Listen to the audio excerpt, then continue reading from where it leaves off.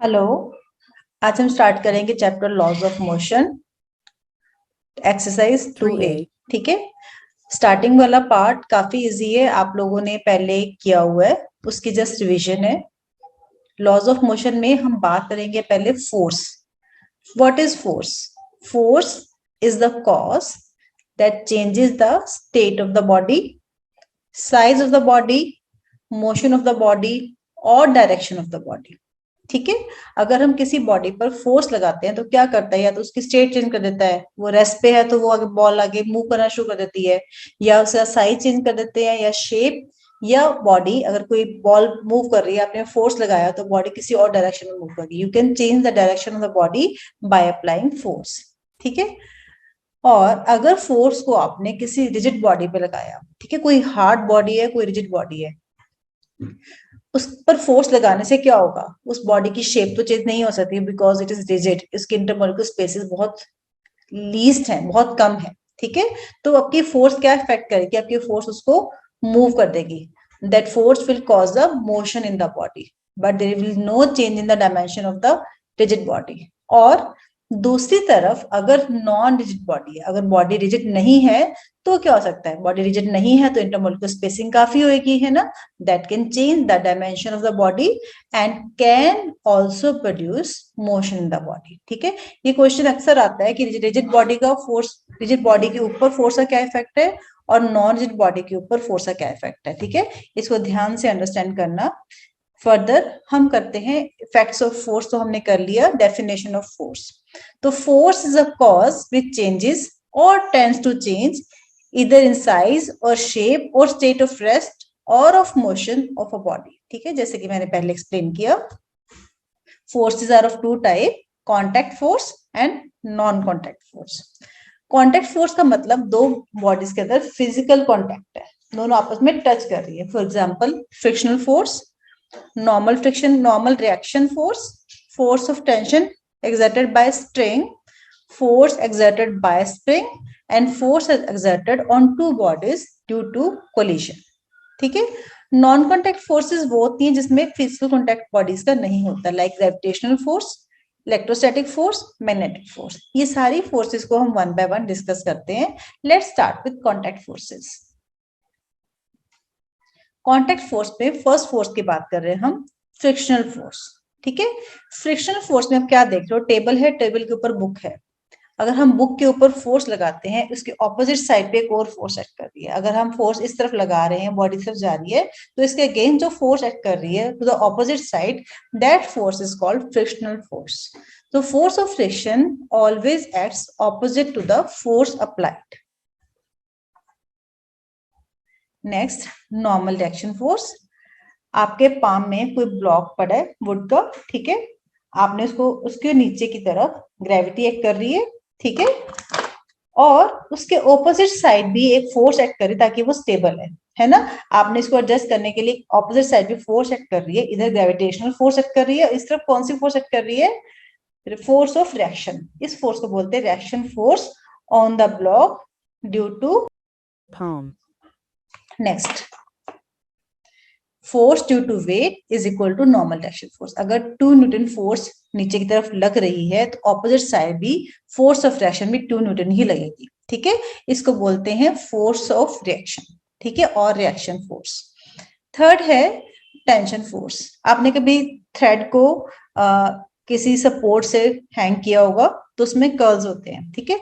जैसे ही थ्रेड के साथ कोई वेट टाई कर देते हो तो थ्रेड बिल्कुल स्ट्रेट हो जाता है ना।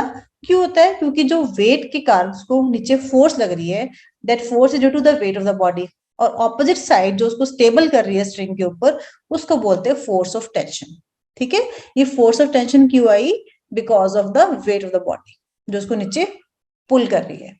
अभी तक आपने 3 फोर्सेस पढ़ी, frictional force, force of reaction, force of tension. ठीक है।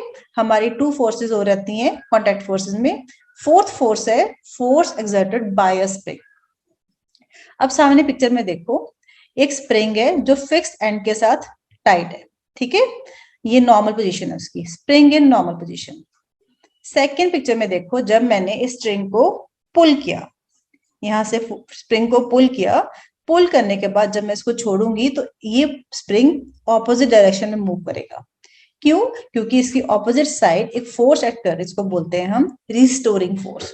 रिस्टोरिंग फोर्स इसको वापस नॉर्मल पोजीशन पे लेके जाएगी। ठीक है, तो हमने किसके अंडर पढ़ रहे हैं? Force exerted bye spring. Third point में देखो, अगर मैं इसी नॉर्मल स्प्रिंग को कंप्रेस करूंगी, कंप्रेस करने के बाद जैसे ही मैं इसको छोड़ूंगी ये वापस लेफ्ट साइड की तरफ मूव करेगा। लेफ्ट साइड की तरफ क्यों मूव करेगा? बिकॉज रिस्टोरिंग फोर्स उसको वापस नॉर्मल पोजीशन पर लेकर आ रही है। ठीक है, तो this is the force exerted by a spring. This is also a type of contact force. Fifth is force exerted during collision, जब टू बॉडीज आपस में कोलाइड करती है। ठीक है, see body A and body B दोनों आपस में मोशन ऑफ ए, दोनों बॉडीज मूव कर रही है और आपस में कोलाइड कर रही है। Two bodies moving towards each other.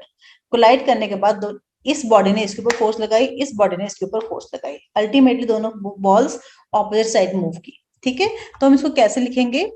FAB FBA। FAB means force on A due to B। ये A बॉडी थी, ये B बॉडी थी।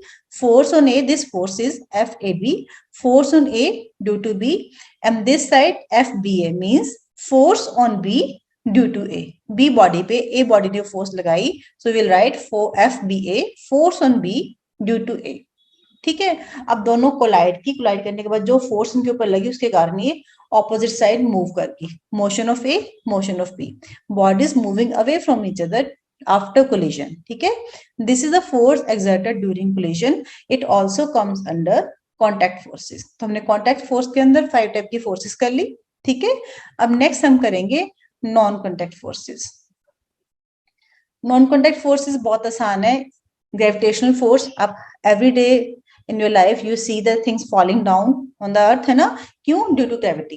ठीक है, ग्रेविटेशनल फोर्स। इलेक्ट्रोस्टैटिक फोर्स, जब टू बॉडीज आपस में रब करती हैं, रब करने के बाद there is change of electrons. जब इलेक्ट्रॉन्स एक बॉडी के पास ज्यादा है, एक के पास कम है, तो अट्रैक्शंस एंड रिपल्शंस होती हैं, that is due to electrostatic force.